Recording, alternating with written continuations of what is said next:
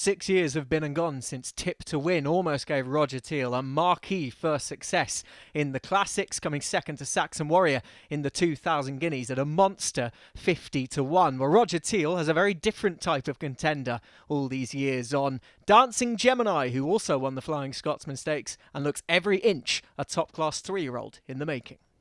Dancing Gemini, well, he won the same race as Tip to Win, the Flying Scotsman, last season.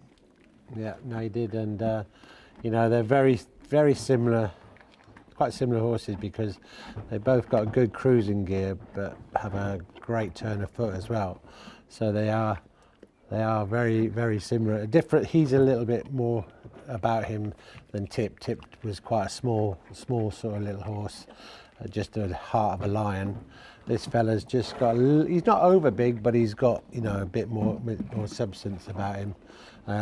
And he's a very good moving horse, which is the same as Tip was. So yeah, so fingers crossed we can go and do battle at Newmarket or wherever we go, and yeah, hopefully he'll do us proud. Camelot out of an Australia mare, immediately you're thinking middle distances or intermediate distances. Yeah.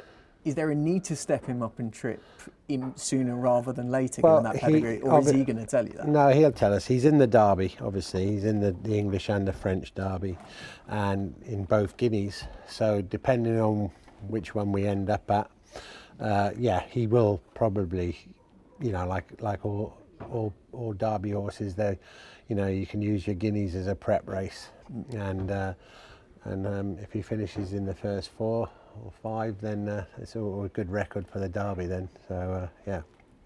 We mentioned you've been here before to some extent with Tip to Win. He wasn't respected in the betting that day.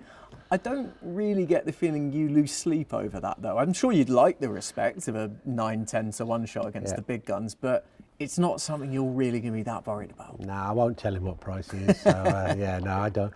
Look, it's more pressure. If you're favourite, you're going in there favourite, and thing. But Tip didn't have any pressure. We went in there. We knew he'd, you know, we were confident he'd run a big race, and we wouldn't have pitched him in. And he went, yeah, you know, ran a massive race at a massive price, and I'm hoping. I don't think this fella will be 50-1 on the day. I think he will gain some respect. I think. Well, it all depends what turns up on the day. So we're all dreaming at the moment. How did you come to get him? Obviously, Mr. Fish. I trained for Mr. Fish. Mr. Fish had a third of Oxted, so that started our relationship, and then he just he gave me the opportunity of training this fella. So we've had a couple of horses for him before. And then we got this fella, and yeah, no, he's done us proud.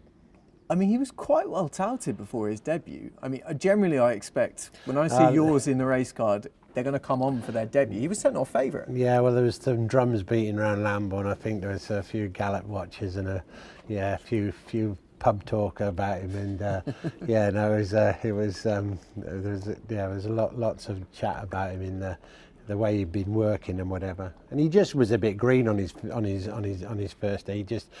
He jumped out. He broke well out the gate, but they had a more experienced horse on his outside, which just sort of went across him, and he just sort of shocked him a little bit, and he ended up at the back, but he made up a hell of a lot of ground, and you know, he was the strongest finisher, and yeah, so. Nearly got it right, but yeah, I wasn't probably too popular in Lambourne that day, but